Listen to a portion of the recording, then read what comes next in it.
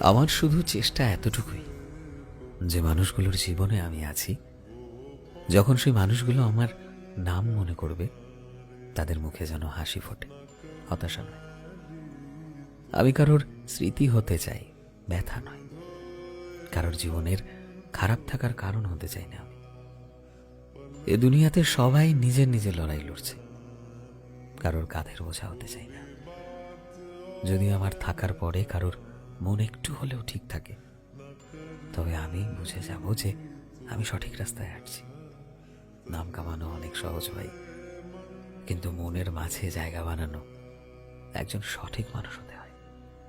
আর আমি সেই সঠিক মানুষ হয়েই থাকতে চাই, যাতে কাল যখন কেউ আমার নাম মনে করবে আমি তাদের শান্তি যেন হতে পারি, আফসোস নয়।